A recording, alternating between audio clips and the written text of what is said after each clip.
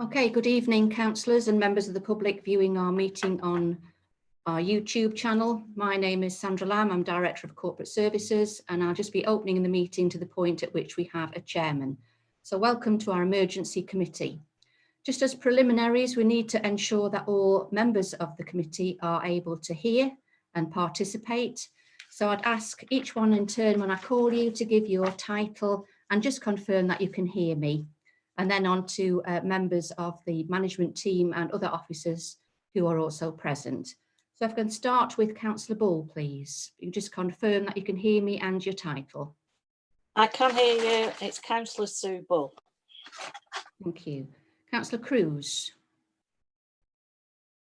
I can hear you. It's Councillor Paul Cruz. Thank you. Councillor Elliott. If you'd like to put your microphone on, please. Can you hear me? Yeah. Yeah, Councillor Graham Elliott, and I can hear and see you. Thank you. Councillor Furness. Yes, I can hear. Councillor Chris Furness. Thank you. Councillor Gamble. Councillor Claire Gamble, yes, can hear you. Thank you. Councillor Hobson. Councillor Sue Hobson, I can hear everything, thank you. Thank you. Councillor Purdy. Councillor Gary Purdy, I can hear you fine, thank you. And Councillor Raw. Good evening, Sandra. I can hear you clearly. Thank you.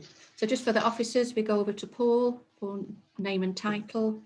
Paul Wilson, Chief Executive. I can see and hear everybody. Thank you. Ashley. Hi, Sandra. Ashley Watts, Director of Community and Environmental Services. Karen. Hello, Sandra. It's Karen Henrickson, Director of Resources. I can hear you. Thank you. Tim. Good evening, Sandra. Tim Braun, Director of Regulatory Services. Thank you. Steve. Good evening, Steve Capes, Head of Regeneration and Policy. I can hear and see you fine. Thank you. Sally. Hi, Sandra. Sally Rose, Waste and Recycling Contract Manager, and I can hear you. Thank you. And finally, Jackie. Yes, Jackie Cullen, Committee Clerk. Yes, I can hear you. Thank you. So we're ready to start the agenda, and the first item is apologies, and I confirm that none have been received. The second item is to elect a chairman to preside over meetings of the emergency committee. So I'd like to ask for nominations, please. I have a couple of hands raised. I'll go first to Councillor Hobson.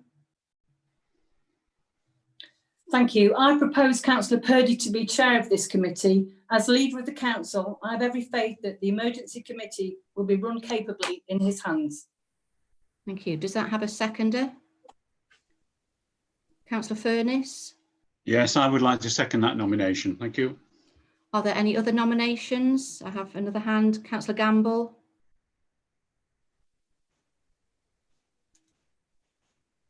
You just take your mute off, please, Councillor Gamble. Sorry, I'd like to nominate Councillor Cruz because I think he would bring strategic and pragmatic skills that would be valuable for this committee. I think it would also level up the democratic imbalance with the fact that the Liberal Democrats are the official opposition, and it would give more entitlement to that.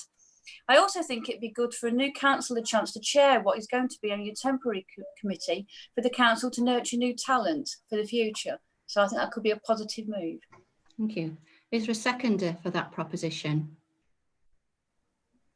Councillor Raw? I would like to second that nomination.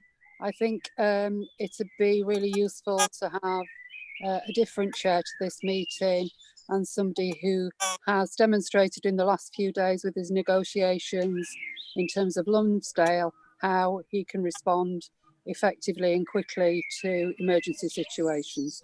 Thank you. Okay, thank you. Are there any further nominations? No? So if we take them in the order in which they were received then, we'll call for votes for Councillor Purdy, and again it'll be by roll call, where if you could signify whether you're for, against or wish to abstain. So Jackie, would you like to call out the names? Councillor Bull. For Councillor Purdy. So Councillor Cruz. Oops. Against. Councillor Elliott. For. Councillor Furness, For. Gamble, Against. Hobson. For. Purdy. For. Oh, sorry. And Raw. Against. Okay, so we have 5 votes in favour for Councillor Purdy with 3 against. I think the vote is unlikely to change for the alternative proposition, but I'm willing to take a vote on that just to make sure. So votes in favour for Councillor Cruz. Councillor Bull. Against. Cruz. For. Elliott. Against. Furness. Against. Gamble. For. Hobson. Against. Purdy. Against. Raw. For. Okay, so the vote hasn't changed. So Councillor Purdy has been elected as chairman and now can take over the reins of the meeting to deal with the remaining items. Thank you. Well, thank you, Sandra, and thank you for voting me in. I don't take anything personal by the opposition. I'm happy to work with members in this regard, and we can bring members on. There are opportunities for training in chairman roles, and I think it's vital that we do bring younger members on. So I hope you take that in good heart, please, Councillor Cruz. It is important, I think, that we have experience in this role because this is an emergency committee to deal with real emergency times. So I now move to call for a vote for vice chairman. Nominations, please. Councillor Gamble. Could you put your microphone on, please? Sorry, I'd like to nominate Councillor Cruz as vice chair. Does that find a seconder? Yes, I would be happy to second that. And I think you yourself just said that it'd be really useful to be able to bring on people with new skills. So I hope you'll support the recommendation. Thank you. Do I have another nomination?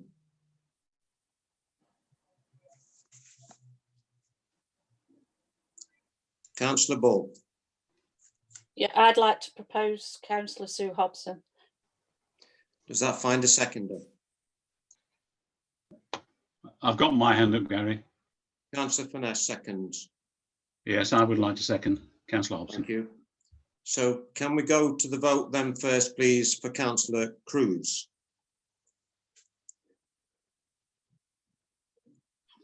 Right, Councillor Bull. Against. Cruz. For. Elliott.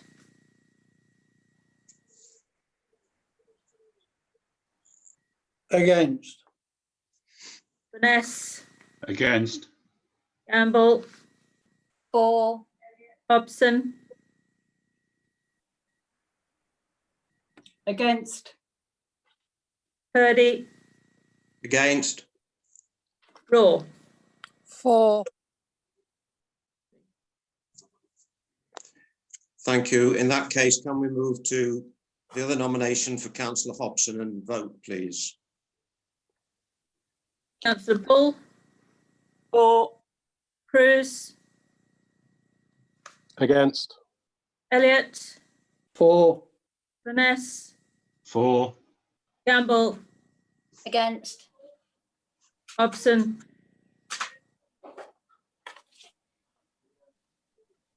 Councillor Hobson. For. Purdy. For. Raw. Against.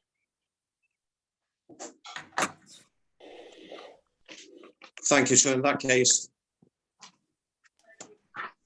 Councillor Hobson is voted in as vice chair. So moving on with the agenda, the next item on the agenda is public participation.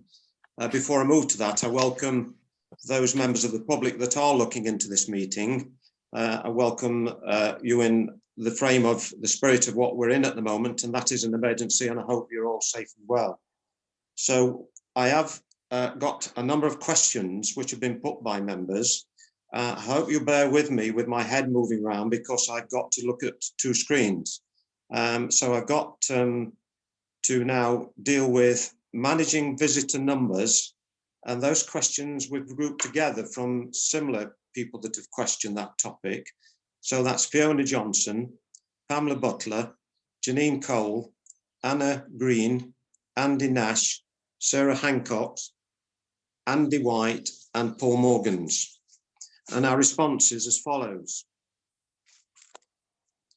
On Monday, the 11th of May, on Monday, the 11th of May. We were told that these questions were going to be read out on the night. I'm reading them out. All right, thank you. Not the questions, we're taking them as read, Councillor Raw, that they're on screen.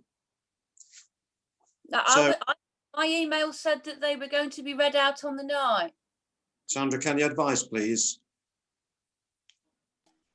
Just come in there, Councillor Gamble. We have had quite a lot of questions all asking a similar theme, and these questions are quite detailed, and so are the answers.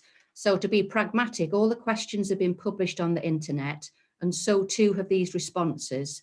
And I think at this stage, the questioners are more interested in the responses. I think there's something that we might need to review ongoing, but at this stage, I think people are more interested in their answers, and I hope the committee will go with that. Thank you for that, Sandra. So I'll move on. So the response is, on Monday, 11th of May, the Prime Minister published the government's COVID-19 recovery strategy, which set out the approach to dealing with the COVID-19 pandemic. The strategy included a timetable for lifting restrictions in England, some from as early as Wednesday, 13th of May. In summary, the government has now advised that people may drive to outdoor open spaces, including national parks, irrespective of distance, so long as they respected social distancing guidelines while they are there. People can also exercise as many times each day as they wish and spend times outdoors, subject to not meeting up with any more than one person from outside their household. Prior to last weekend, the District Council, alongside its partner organisations, ran a concerted PR campaign which clearly stated that whilst people were now allowed to travel, the vast majority of facilities and services, e.g. pubs, cafes, restaurants, public toilets, play areas, visitor centres, etc., across our district remain closed. The only exception related to the reopening of car parks to alleviate potential adverse impacts on our communities and the interests of road safety. However, despite our request for people to stay at home, we all know what happened in practice. Many of our market towns and villages were inundated with visitors, ignoring social distancing guidelines and causing concern amongst our communities.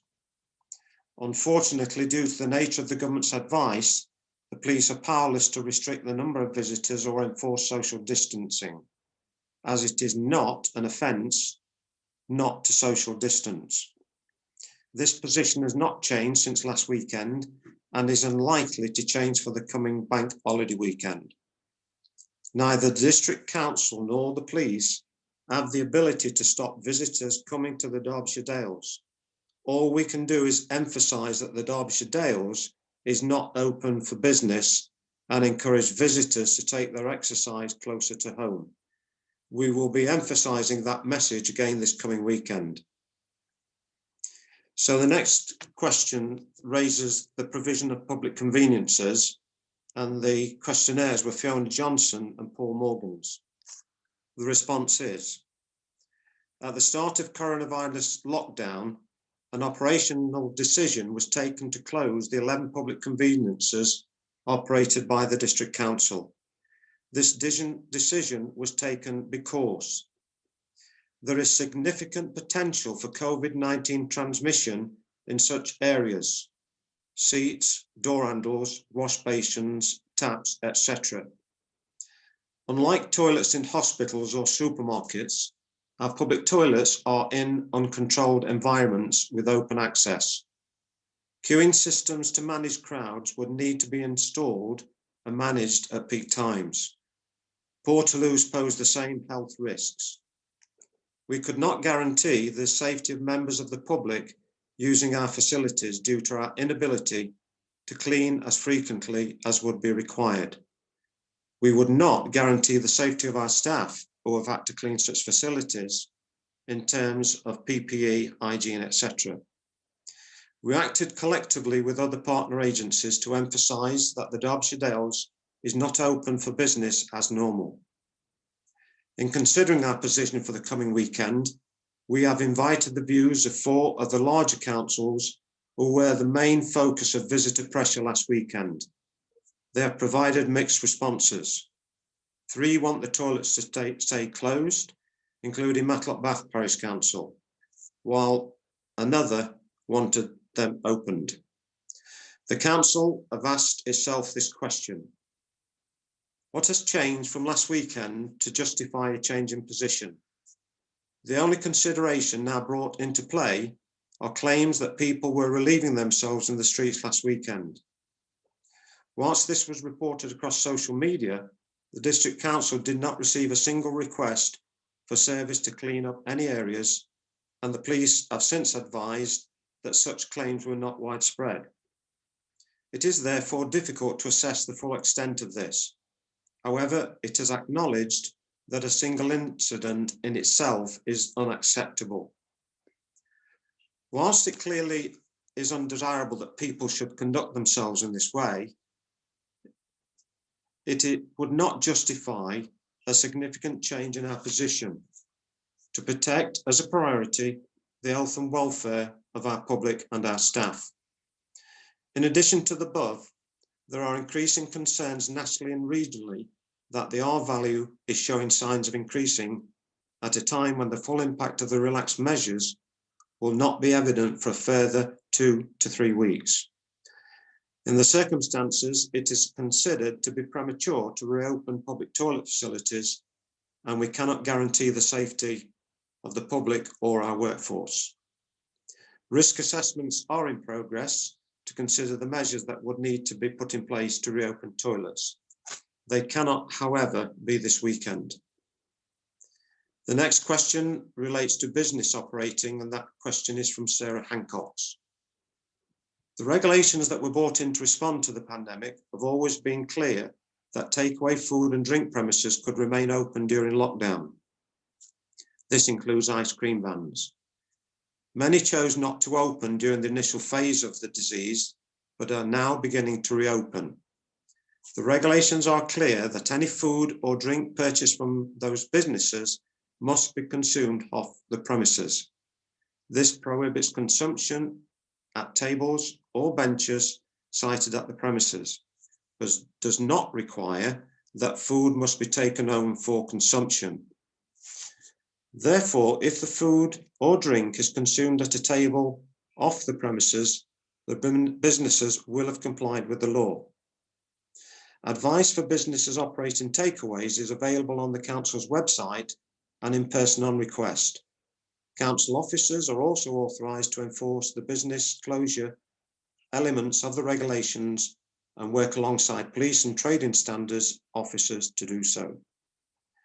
If there are any concerns that businesses are not operating in accordance with the law, these may be reported at the following email address: licensing@derbyshiredales.gov.uk, where appropriate action will be coordinated.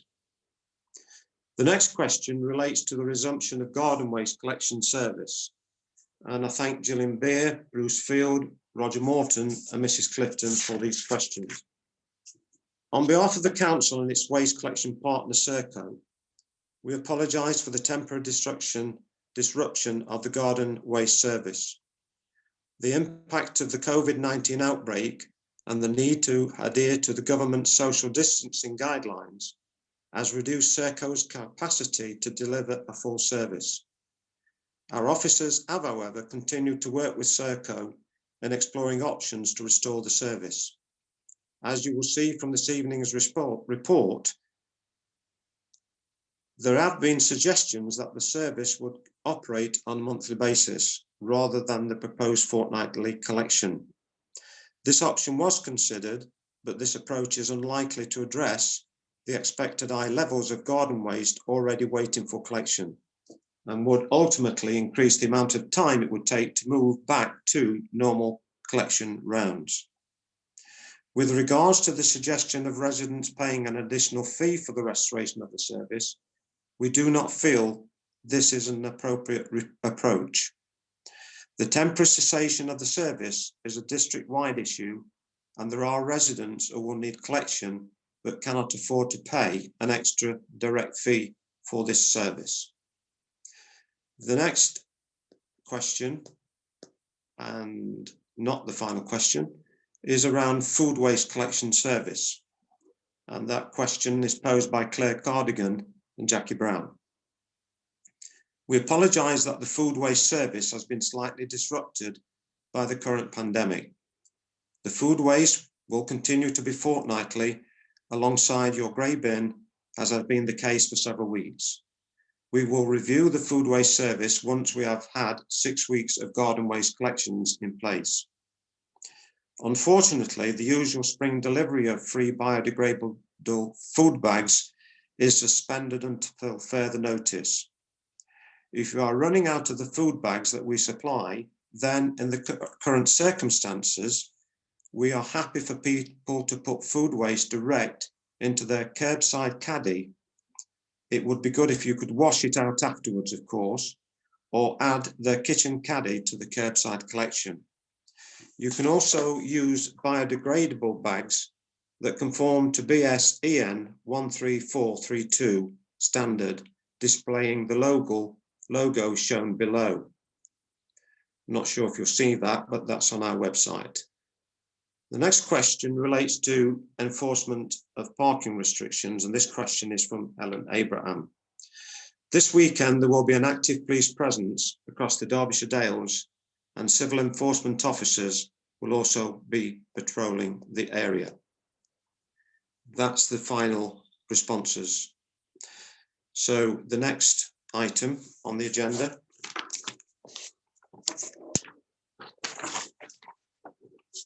is members' interests. Does any member have any pecuniary interest to declare with regard to the item 6 on the agenda?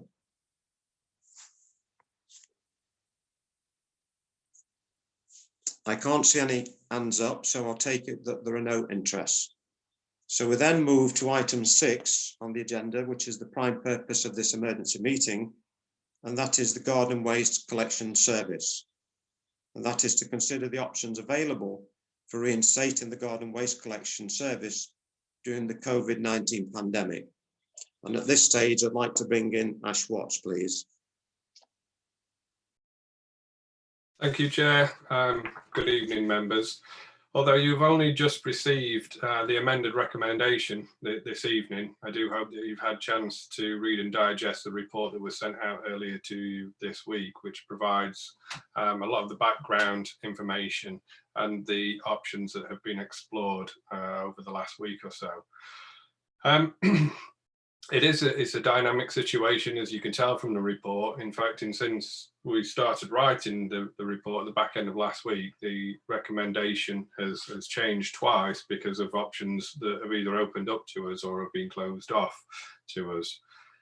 However, the recommendation that has been put forward to you this evening is the one that is the most up to date and the one that officers are recommending that members take forward. The recommendation in the report is our preferred option. In the previous report was our preferred option in terms of the times it would take for collection and disposal of garden waste to water swallows. That option is no longer available to us. So the option that you have tonight with the recommendation is something that has been worked upon today. And if I may, I will go through that recommendation in detail, and then I'll take any questions. So as I mentioned, as you can see on your screen there, this morning we were notified that water swallows were no longer available to take the garden waste at the capacity or the volume that we were wanting to deposit there. So working with Serco, the option that we have out in front of us is that the district council hires a refuse collection vehicle, and that is in addition to the one that Serco have already hired with a crew in order to clear the backlog of garden waste. That cost for the additional refuse collection vehicle will sit with the council. The one that's already been purchased, Serco are covering the costs for. The District Council would provide an appropriately qualified and experienced driver who will be able to drive the hired refuse collection vehicle. There are requirements for training and an induction, as well as driver checks, which could start as early as the beginning of next week because it's an internal employee. Serco will hire additional staff to support that vehicle or to form a crew as such, but the council will need to meet these costs. The council will also cover the cost for the vehicle that it's hiring. By introducing this, it will enable Serco to either split the round or operate essentially what's referred to as a shunting system. So as one vehicle starts to fill up, another vehicle arrives to take over the round, and that vehicle that is full to capacity can then move to the disposal site and the rounds can continue. The issue with the previous recommendation, which I believe was option 7 in the report, was that the council would lose its recycling credits because the disposal site would have been at Water Swallows, and the council does not have a contract to dispose waste or garden waste there. The new recommendation is that having the extra vehicle would allow us to take the vehicle to Vital Earth, where we do have a contract. We have to accept that there will be travel times in there. The vehicles will be full to capacity, so they'll be slightly slower. So there will be some delays, but it would enable the council then to reclaim the recycling credits. So overall, the cost of introducing this option is £2,829 a week. And just for the purpose of clarity, we are still looking at clearing the backlog and aiming towards getting back to normal rounds around 6 weeks. I must stress though, it is very difficult to be precise on this because until we start collecting the garden waste, we can't say exactly how much is out there, but it is anticipated that there is a high volume of garden waste yet to be collected. I'm happy to take questions, Chair, and Sally Rose is also available for any technical questions as well. Thank you for that, Ash. So members, please bear with me. I'm dependent on Sandra because she controls the blue hand, but if you want to put your hands up also, then I'll take you. So Councillor Cruz first. Then I've got Councillor Hobson.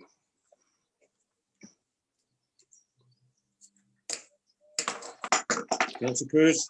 Thank you, Councillor Purdy. Just a couple of questions for me and a comment first.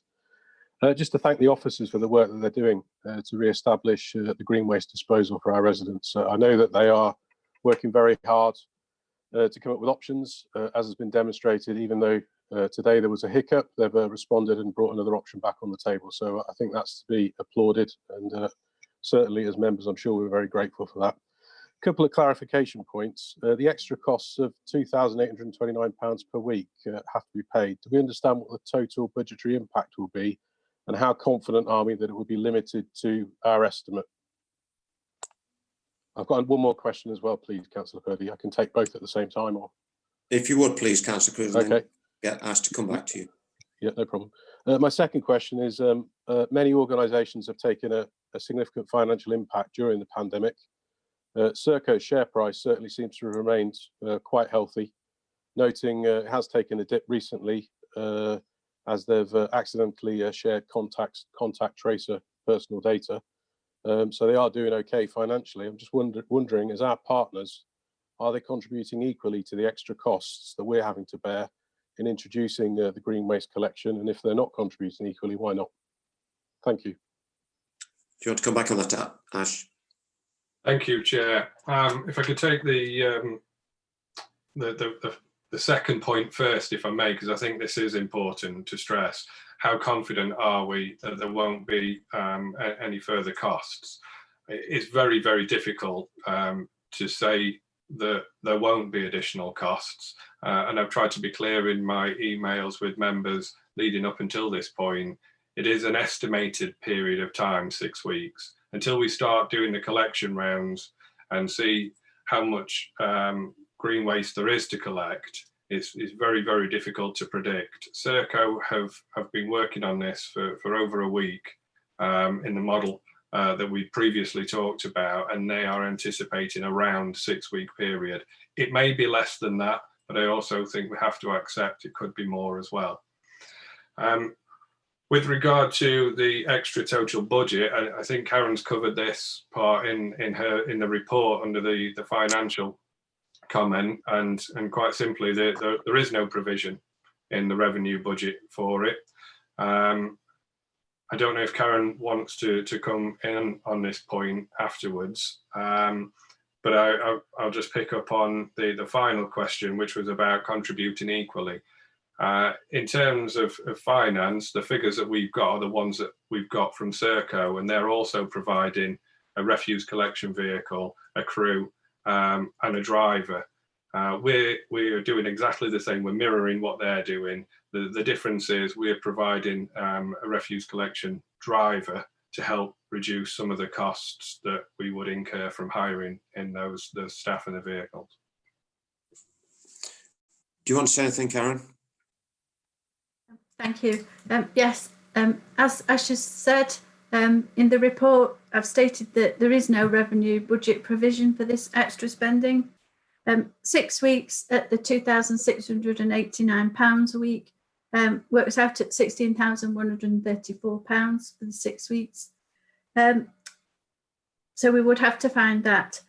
We have received a grant from the government towards the extra costs of dealing with COVID-19 and recovery.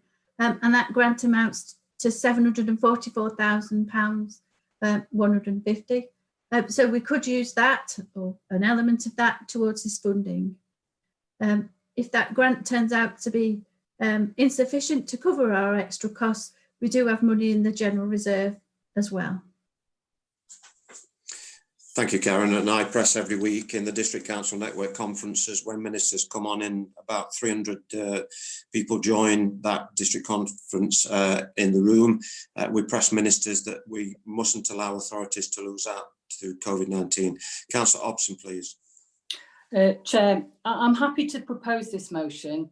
Although initially I did have some concerns about the late option being presented, it does of course demonstrate the dynamic position we find ourselves in, and is undoubtedly the most pragmatic solution in this emergency situation, also enabling us to retain the recycling credits.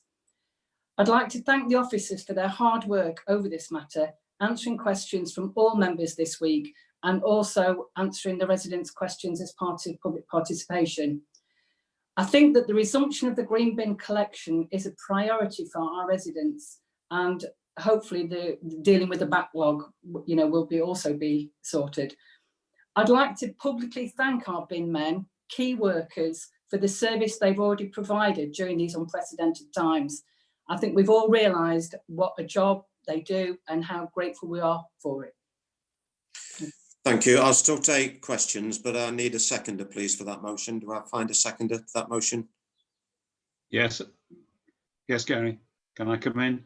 Councillor Furness. Yes, my hand is up. Yes, I'm very happy to second that motion. Are we still calling it option 7, Ash, or is it now 7A or 8?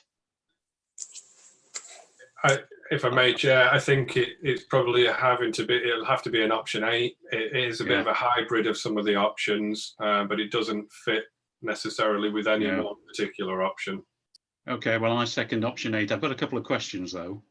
Okay, go ahead, please, and then I'll take any other members that want to ask questions. The extra cost for this are 17,000, which takes the total to 38,000 over the 6 weeks. You haven't deducted the recycling credits from that. Can you tell me what they are, the recycling credits, which should reduce it a bit? Ash? Yeah, sorry, just making a few notes. Councillor Furness, the actual cost per week is 2,829. There's no additional cost to that. So over the 6 week period, it's £16,974, I think Aaron said. Yes, I was the 38,000. I was adding to it. I was adding the 38,000 includes the original total plus the extra. The original total. Sorry, what do you mean? Well, the original cost figure of option 7.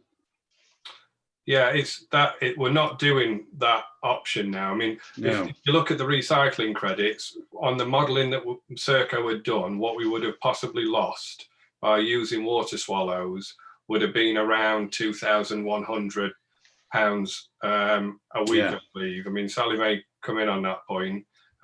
However, we weren't taking all our garden waste to water swallows. We're using particular rounds where it would have added a significant great deal of travel time to driving down to Vital Earth. So it's approximately £2,100 a week in recycling credits. Sally, Okay, do you want to comment on that? I've got another question, Chair. As well. No, that's fine, Ash. That's Thank you, correct. Sally. Go ahead, Councillor Furness, with the second question. Well, this lasts for 6 weeks, this option 8, as we say now, which takes us to mid-July. The new contract starts in August. I'm not sure which date in August, but it's clearly a gap in between the end of this contract, or 6 weeks rather, and the beginning of the new. So what happens in that gap, and how long is it? You know, is it 2, 3 or 4 weeks, the gap in between? Thank you, Chair. Yes, the new contract is due to start at the beginning of August. I don't know if one of my colleagues wants to remind me of the date specifically, but it is the beginning of August. There will be a gap because 6 weeks from the 1st of June would take us to mid-May. So there'll be two or 3 weeks perhaps where hopefully we'll have cleared the backlog, and what will happen in that period of time, fingers crossed, is that we'll be operating garden waste rounds as we would under normal circumstances. Oh, that's good. Thanks very much. Thank you, Ash. Councillor Gamble, you want to come in?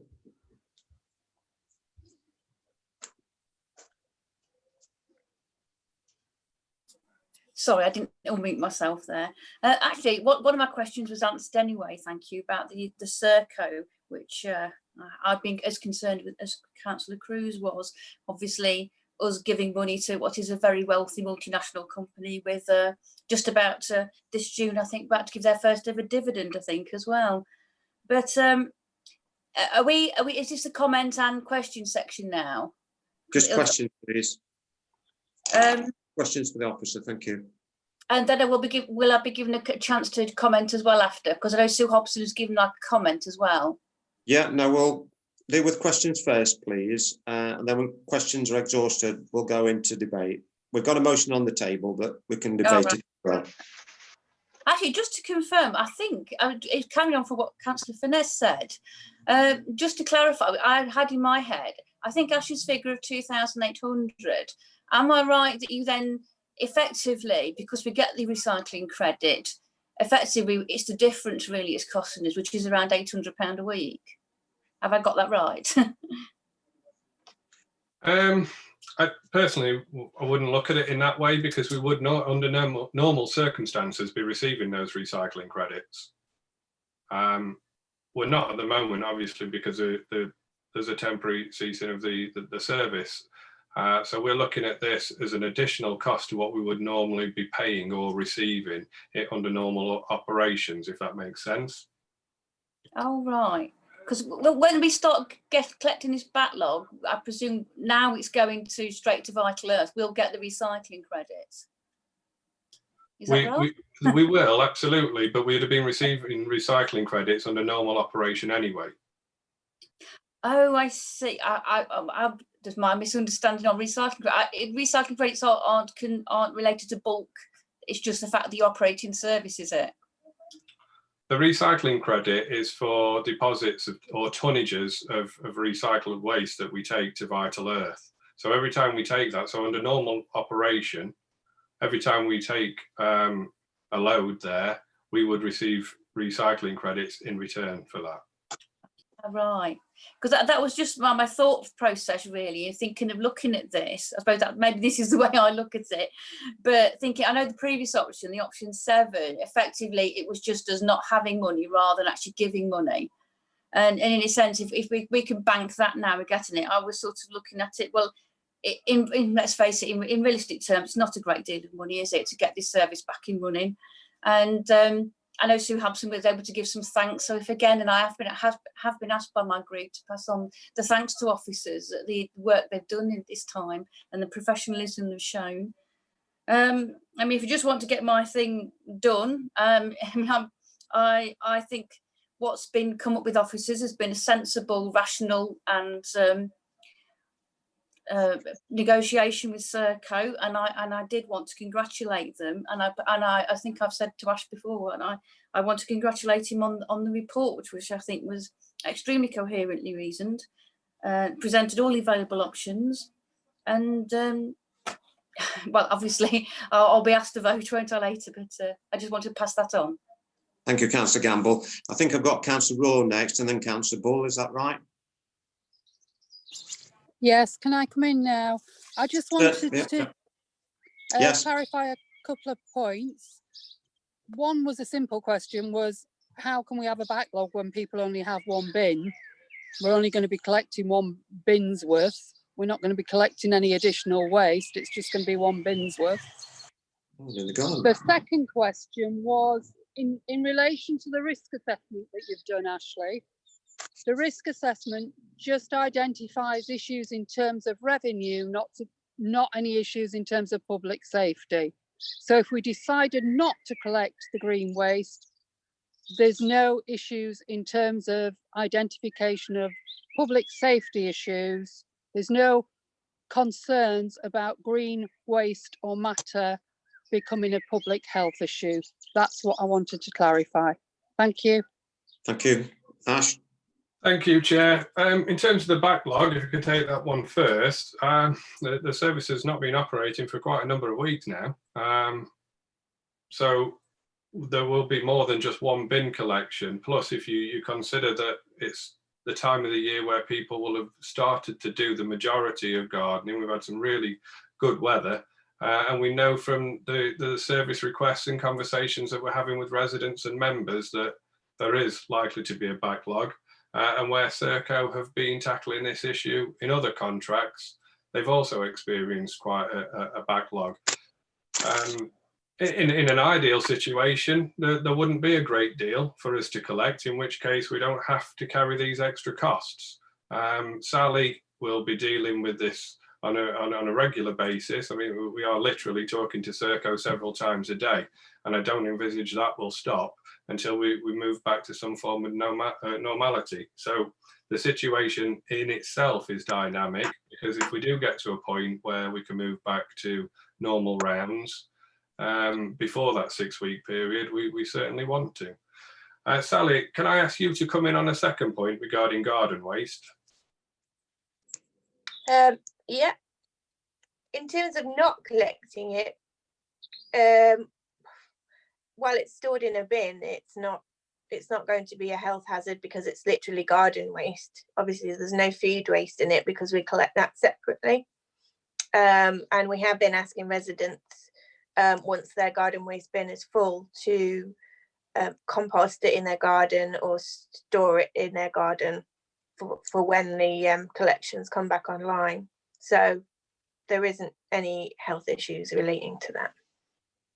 Ash, before I move to the risk assessment question from Councillor Raw, can I just bring Karen in to get some clarity on these figures, please? Thank you, Councillor Purdy.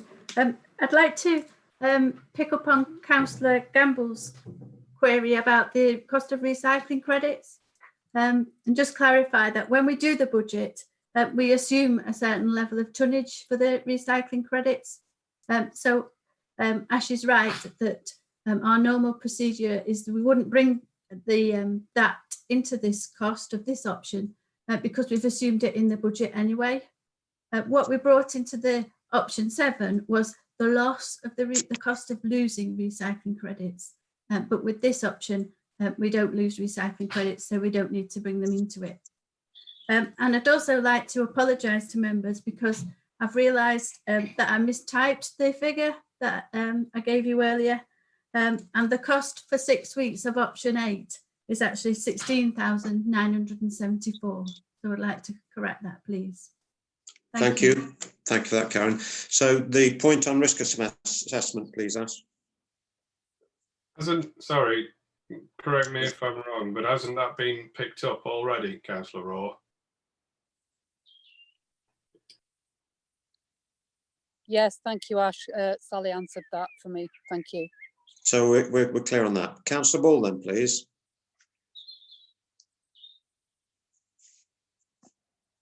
Right, thank you, Chair. Sorry about that.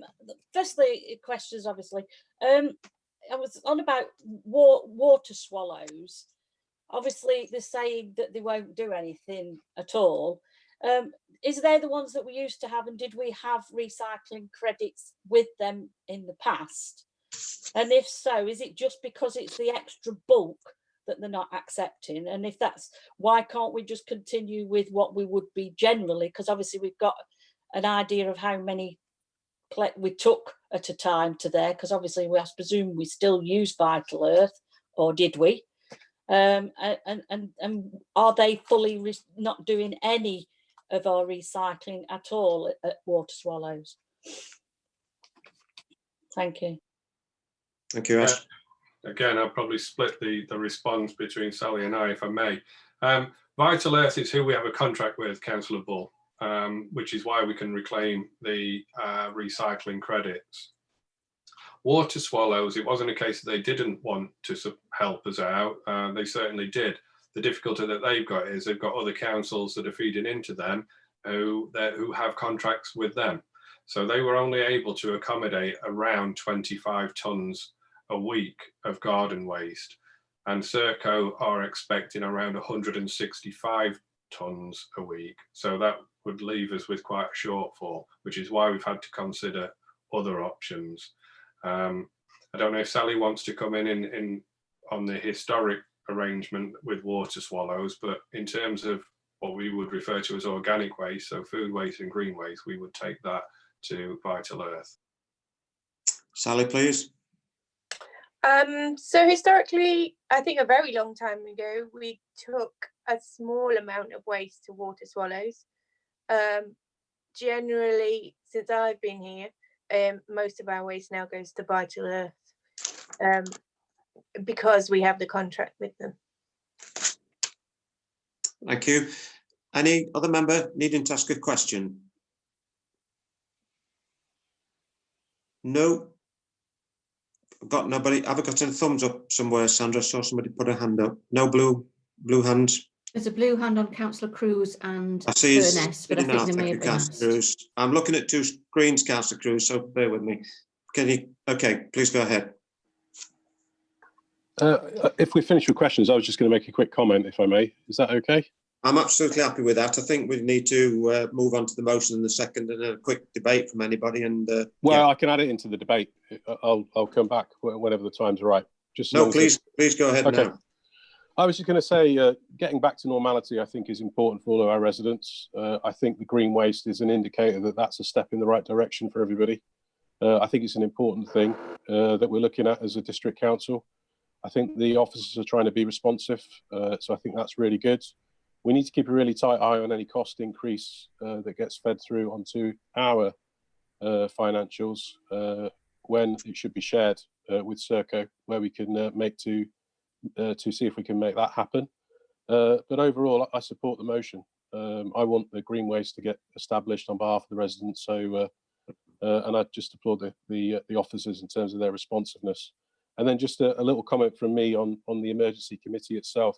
I think it's important that, as well as dealing with important topics like green waste, that we do cover and have an ability to reflect on emerging issues that are coming up. So we've had a lot of concern over visitor numbers and the opening of toilets in the district, and I just want to make sure that we're able to be agile and capture those issues into the agenda for this meeting. Thank you very much. Absolutely, that's in hand, I can assure you. Any other member wishing to contribute to the debate before we go to the vote? In that case, can we do the vote, please? I've got my hand up. I can't see you, Chris. I can't see you on two screens. I've got my hand up too. Yeah, there are four hands up. Okay, well, I'm looking at different screens, so bear with me. I don't get a blue hand like Sir Richard did, so bear with me. So I'll take Councillor Raw first, and then you, Councillor Furness. Councillor Raw. Okay, just a quick comment really. Just wanted to thank Ash and his team for all the work they've done on this, and I agree with Councillor Cruz. It's really important we go forward with this.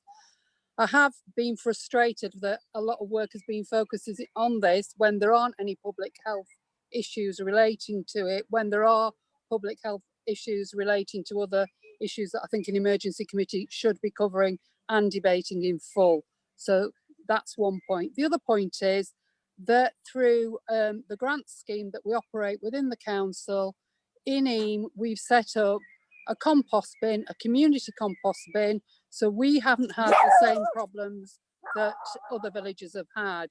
So I think, you know, as a way forward, if villagers have compost bins, we're reducing our carbon footprint by stuff being recycled locally and creating community composting hubs where people can take their compost and collect compost and buy compost. It's a real good community initiative that we've got going in EAM.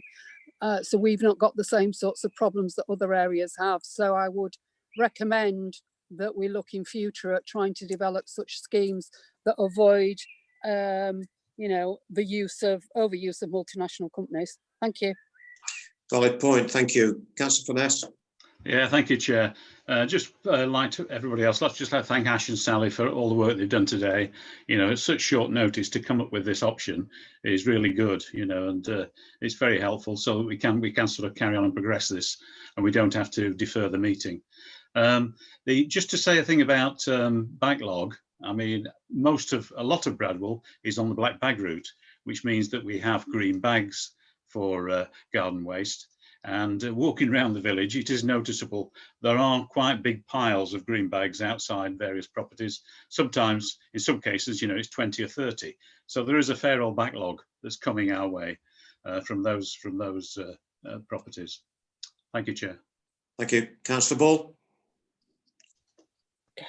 Yes, thank you, Chair. Well, firstly, obviously, before we go into this, I know it's moved. I must say I had reservations of us actually taking on board an extra option when the other members hadn't had a chance to look into it and put these questions to their representatives actually at this emergency meeting. But looking at it as it has been, I feel that, yeah, Ash and the rest of the team have hopefully come up with a very good idea. Yes, it's going to cost, but hopefully we will get rid of the backlog and we are helping the residents to try and get back to normal in their situation. So, yeah, that's my comments. Thank you. Thank you. Make sure, please, can I just check any other member wishing to comment? Councillor Gamble. It was just following. Just to say that the vote that I'm going to do tonight, it is representative of all our group. Our group have been able to luckily be quite agile and look at this, even though it was very late coming in. And we all thank Ash and his team for the work he put into that, and for the innovative way he's looked at this as well. I think this is a really good example of a piece of decision making that this council's done. So thank you very much. Thank you very much. Councillor Elliott, please. Yeah, thank you, Chair. It's a comment, really. I would like to see this service restarted as soon as possible. It has been missed by many in my ward, my area, and hopefully it will reduce the number of garden fires that have been popping up here, there and everywhere. Councillor Clem Rowe mentioned the fact that it's not a public health issue, but I think where garden fires are involved, it is. So I will be supporting this motion. Thank you very much. So I think we'll move to the vote then, please, Jackie. Yeah, right. Councillor Ball. 4. Cruz. 4. Elliott. 4. Furness.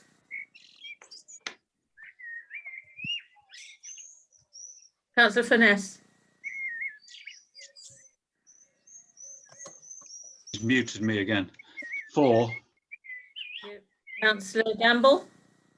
4. Hobson, 4. Purdy, 4. and Raw. 4. That's unanimous. Well, thank you, members. Obviously, it goes without saying, I'm sure that members of the public look forward to this service being resumed. I have a lot of waste here, which I'm struggling to deal with. I do want to echo my thanks to the officers as well. COVID has given us rapid decision-making scenarios, and I'm sure that we've not heard the last of any emergency committee dealings with this. So I'd like to move to the next item on the agenda. And I think that, Paul, you've got something to say. So can I bring you in, please? Yes, thank you, Chairman. I would like to give members an update on operational decisions taken in regard to the provision of public conveniences across the Derbyshire Dales. The reason for urgency on this issue is in order to meet an external deadline regarding publicity to our communities and visitors in advance of the bank holiday weekend. Chair, for the benefit of members of the public watching, I'm going to summarise the evidence that I gave to all members of the council yesterday in regard to the considerations regarding the reopening of public conveniences. Now, everybody will be aware that the government has now advised that people can drive to outdoor spaces, including national parks, irrespective of distance, so long as they respect social distancing guidelines whilst they are there. Clearly, people can now exercise as many times each day as they wish and spend time outdoors, subject to not meeting up with any more than one person from outside of their household. Those new provisions came into effect on the 13th of May. Prior to last weekend, the District Council gave extensive PR communications alongside partner agencies across the whole of the Peak District to encourage people to respect our communities and actually consider whether they could actually exercise closer to home without travelling significant distances to the Derbyshire Dales. However, despite those requests for people to stay closer to home, we all know what happened in practice. Many of our market towns and villages were inundated with visitors, ignoring social distancing guidelines and causing concern amongst our communities. Unfortunately, due to the nature of the government's advice, the police are powerless to restrict the number of visitors coming to the Derbyshire Dales or indeed enforce the social distancing guideline, because it is precisely that. It is a guideline, it's not a law. This position has not changed since last weekend, and it's unlikely to change for the coming bank holiday weekend. The District Council therefore faced a significant dilemma. We are very much aware of the numbers of visitors who have been coming to the district, despite our encouragement that they stay away until it's safe to come and visit us and support our businesses as part of the recovery. In doing so, we actually needed to consider what has changed since that decision was taken to close the public conveniences when the coronavirus lockdown was first taken. We considered the following factors. Primarily, there is still significant potential for COVID-19 transmission in such areas, such as toilet seats, door handles, wash basins, taps. And unlike toilets in hospitals and supermarket type locations, our public toilets are in controlled environments with open access. Queuing systems to manage crowds are clearly challenging and would need to be installed and managed at peak times. As such, we could not guarantee the safety of members of the public or indeed our staff who would be required to clean our facilities. We could also potentially be at odds with the position taken by our partner agencies, although I accept that some have taken the decision to open some facilities for the coming weekend. I'm not aware of the arrangements that they've put in place in order that they feel capable of doing that. But to put this into summary, the District Council has 11 public conveniences across the district, and we have 2 part-time toilet cleaners. With the best will in the world, it's not possible for us to clean to COVID-19 standards all of those facilities. And the corporate leadership team, in considering this issue this week, engaged with our 4 principal town councils. 3 of them were in accordance that the facility should not be opened, and only 1 of them actually requested reopening of the facility. Public comment on social media through the District Council's channels is also very mixed, so there is clearly no unanimous view as to what decision should be taken. Officers of the Council have therefore taken the operational decision that we must put the safety of the public first. And until such time that we can guarantee the safety of visiting members of the public, our staff and indeed our communities, we need to keep those facilities closed, at least for the present time. However, this matter is under constant review and we will look to reopen those facilities, but only when it's safe to do so. Thank you, Chair. I'm happy to take any questions on anything that I've said. Thank you, Paul. Well, I was asked, and I've been asked by members also, to have this item discussed on this agenda, and I am allowing it as an urgent item, but it is for questions only, it's not for discussion. So questions to Paul, I've got Councillor Cruz, Gamble, Raw and Bull showing. So Councillor Cruz first, please. Thank you very much, Chair. My question is the lack of clarity in the unlock messaging from the UK government has led to uncontrolled visitors to our district, obviously significant social distancing issues and public health concerns, leaving us as local authorities to pick up the pieces. What representation has been made by Derbyshire Dales District Council to the UK government? Has the local MP been involved to really address this with central government? We know that there's been a lot of mixed messages, very clumsy messaging, and it's caused a lot of problems for us as a district. So I'd like some comments on that, please. Thank you. Yes, thank you, Chairman. As members will be aware, the District Council is a member of the Derbyshire Local Resilience Forum. That is a forum of all Category 1 responders, the principal agencies who are responsible for dealing with emergency situations of this nature. The issue of social distancing and the challenges that arise following the government announcement on the 11th of May has been regularly discussed at every meeting of the Local Resilience Forum. The concerns of the police, who are clearly in a challenging situation to try and manage public expectations, but also to try and protect our communities, has also been discussed. On each of those telephone conferences, there is a representative from the government department, and that feedback through the chair of the LRF, which is the Deputy Chief Constable, has been reflected back to government through those mechanisms, and also it has been raised at a regional level through the appropriate organisations which the Deputy Chief Constable is connected with. Thank you, Paul. Before I go to Councillor Gamble, I'd just like to add, Councillor Cruz, that I'm on these weekly teleconferences and webinars, and we do push it. We pushed it with Minister Simon Clarke last Monday, and a couple of days ago I was on an all-party parliamentary group webinar where we very strongly pushed the message again there. I've also pushed the MP Sarah Dines on this. I've had a response from her today to say that she's been in direct contact with the Chief Constable. Councillor Gamble, please.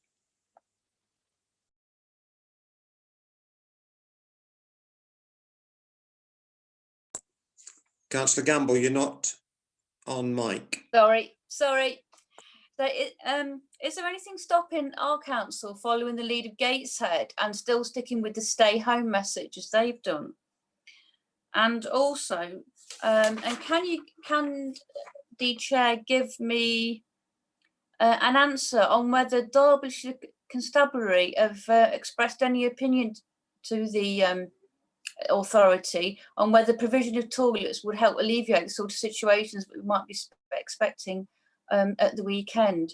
And also, and just one more question, does the council plan to use its capability to reduce parking, particularly in our hotspots like Matlock Bath, by marking off bays to ensure social distancing and maintain a visible, actually I think someone's already answered that. I think you have said there's going to be a visible parking enforcement presence, isn't there? That's it.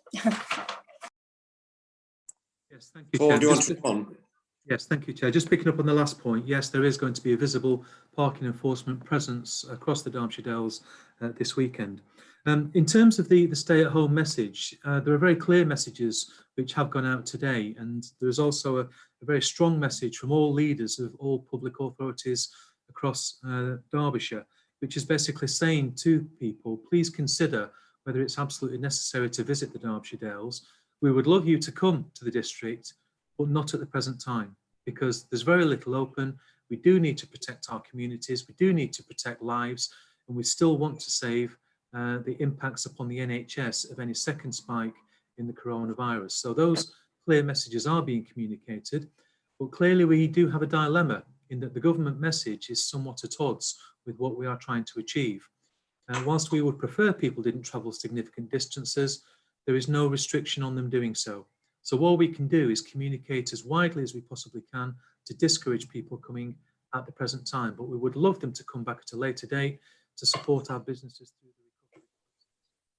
In terms of the police opinion, members will be aware, as will members of the public, that some instances were reported across social media last weekend regarding people using public streets as toilets. Clearly that is highly undesirable, and it's certainly not something any visitors to the Derbyshire Dales who come to value the beauty and attractiveness of our area should be doing. Having said that, the District Council didn't receive a single service request in order to clean up any of those areas, and we certainly would have done had they been reported to us. Now, whilst the police have expressed the concerns that were reported through those social media channels, this is very much an operational decision for the District Council to take, and we are keeping the police informed of the decision that we have taken. Thank you, Paul. I've got Councillor Raw next, then Councillor Bull, and I understand you want to come back, Councillor Gamble. So Councillor Raw next, please. Okay, my basic question is why haven't the risk assessments the opening of the public toilets been completed yet? Councillor Gamble made reference to these in his opening statement, that they were being done. I am very concerned that they haven't taken priority in terms of our emergency work.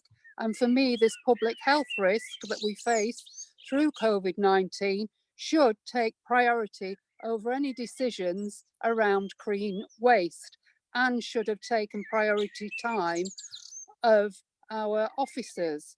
So I'd like to know why they haven't been completed, because I want to be able to reassure members of the public that have been contacting me from all wards within Derbyshire Dales as the Labour Party candidate, that we have made defensible decisions.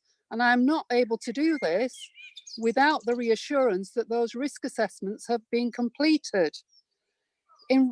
Also, I think an important point to make is not just that it's our green teams that are cleaning up this waste. And I would also like to know whether union consultation with our green teams has taken place, the health and safety issues of them picking up and cleaning up human waste, and whether appropriate PPE equipment has been issued to them if they need to do this job. I have actually witnessed several episodes of human waste being left within the Longshore estate, which is in the jurisdiction of the National Park and the National Trust, and is reliant on volunteers to clean up litter, etc. It's, you know, it's a real concern that we haven't got a comprehensive risk assessment saying when our public toilets are closed, and we haven't got a balance of the arguments presented to it at tonight's meeting to make a decision as members about this priority issue. Thank you. Paul, do you want to come back, please? Yes, thank you, Chair. A number of points there. I think members will appreciate that we're in a very dynamic environment. Every single day we are having to make numerous decisions across numerous different service issues, and it certainly hasn't been the situation that the public convenience issue has taken any less a priority than the garden waste considerations. Officers are working on numerous strategic issues at any one point in time, so I don't accept the fact that public convenience is given any less a priority than anything else. In terms of the risk assessments have been prepared for the reopening of the public conveniences and the issues that we would need to address as part of any consideration for that, and that has very much influenced the decision that we're not in a position to open them at the present time.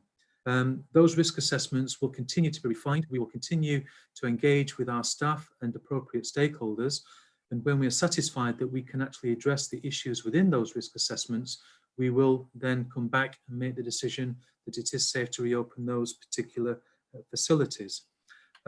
As I said earlier, the District Council didn't receive a single service request last week, so no staff have been allocated to clean up any public areas because we haven't been made aware of any areas that need to be cleaned. Now, if those areas were notified to the District Council, we would clearly allocate resources in order to address those particular problems, and the staff would be equipped with the necessary PPE equipment in order to do so. But we haven't received any of those requests to date, and I hope we don't receive any over the coming days. Thank you, Paul. Councillor Ball, please. Yes, thank you, Chair. Well, I would just like to say that everything that Paul is doing, I think, is good.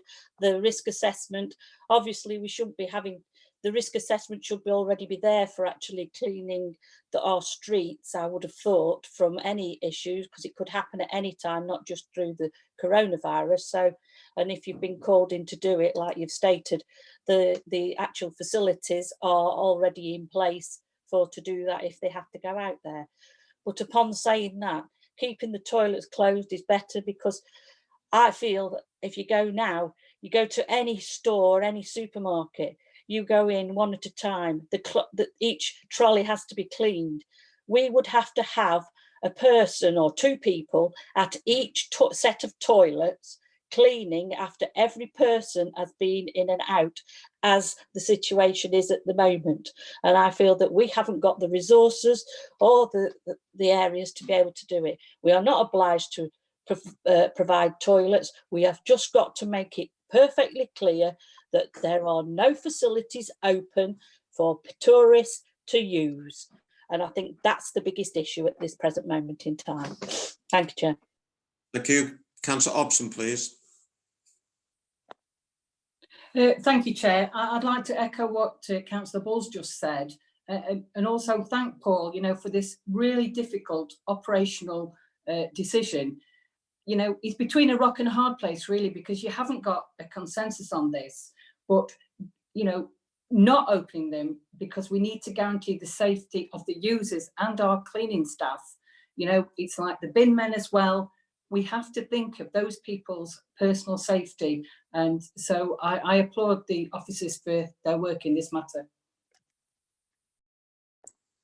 Thank you. Councillor Gamble, you wanted to come back with a question?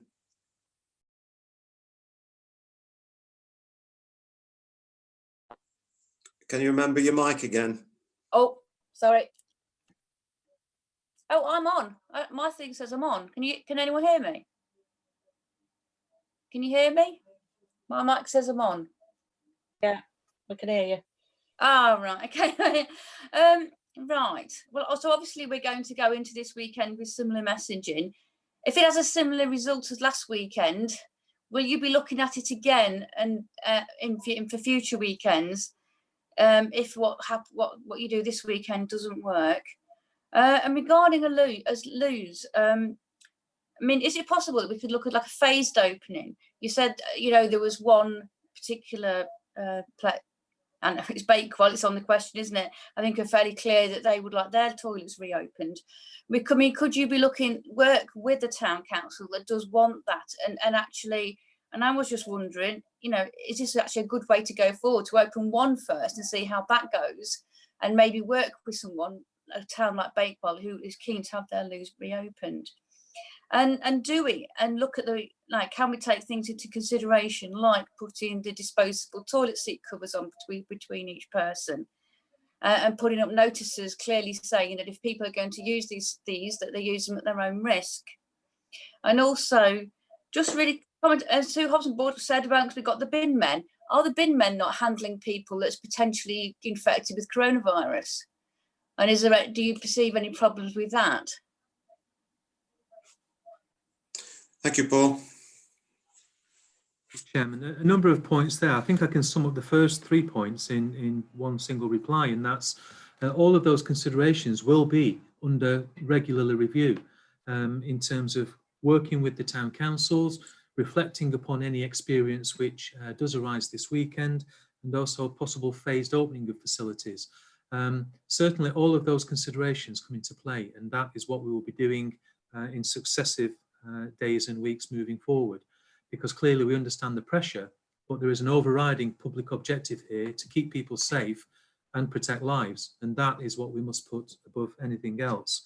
In terms of the bin men, clearly they are in a high risk situation. There are arrangements in place to have all key workers tested for COVID-19. And Serco have been made aware of those arrangements. Should any of their operatives demonstrate any symptoms of COVID-19, they can get tested very, very quickly. At the outbreak of the lockdown situation, a number of operatives were absent because they were symptomatic, hence the reason why we had some of the problems initially regarding dry recyclables. But Serco are now basically back up to normal staffing levels, and we'll keep that situation under regular review. Thank you, Paul. Councillor Finesse, please.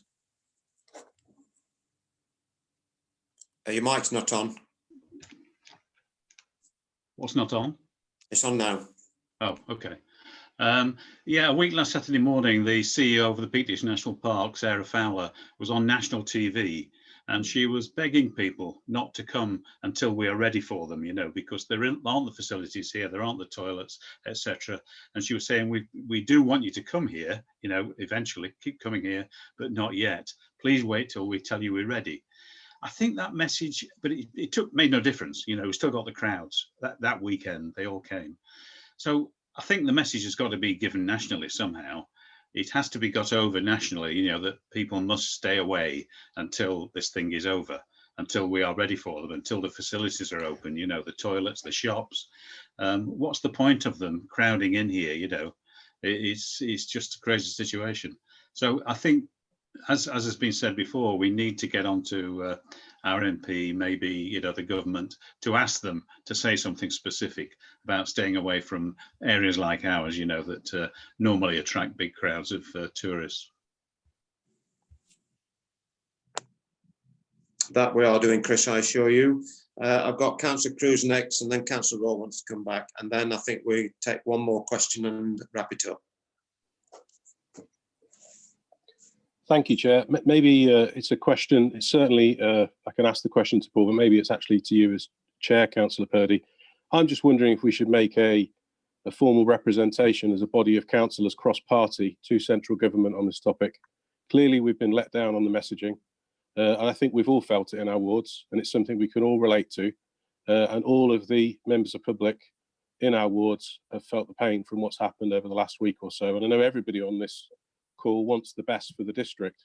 So I just think it could be something positive that we could do as an emergency committee, as a group of councillors, to craft some words and share it back with central government in terms of our strong views, in terms of, yes, we want people to visit the district, but we aren't ready, as Councillor Furness said. I completely agree. And if we did it as a cross-party activity, I think it could be quite powerful. I just wondered if that would have some consideration.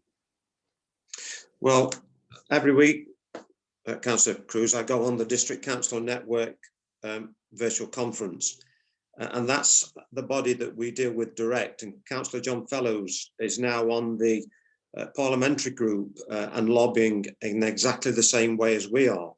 I hear what you say, and I'm happy to work with opposition to see if we can make a statement on behalf of the all-party group here.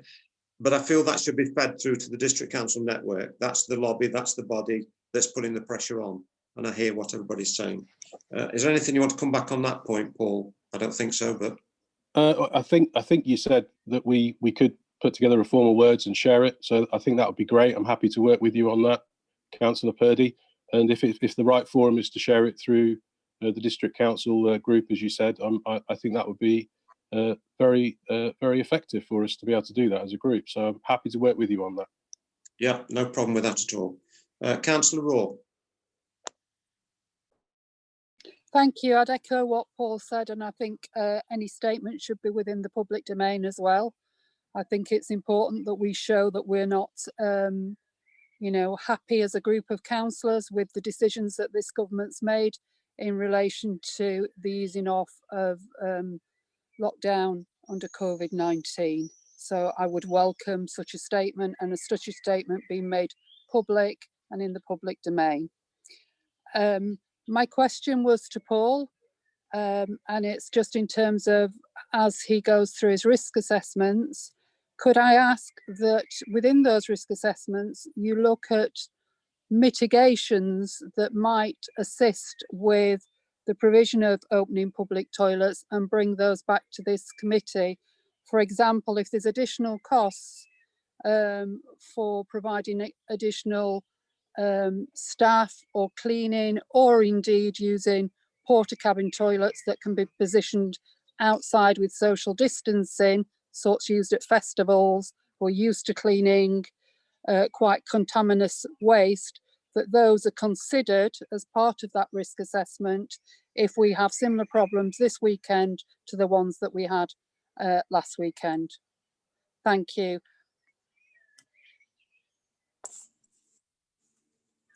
It would have to be a carefully worded statement, Councillor Raw, for me to agree to go to District Council Network. Remember that District Council Network is an all-party association, and there's no politicking in that association.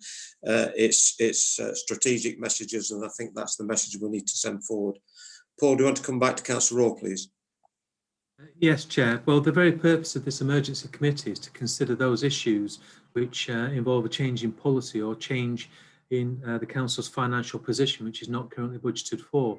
So should that situation arise, then that would require a referral to members for formal consideration at the appropriate time. Thank you. Well, I think we've exhausted all the questions. I thank you, Paul. Sorry, I've got one more.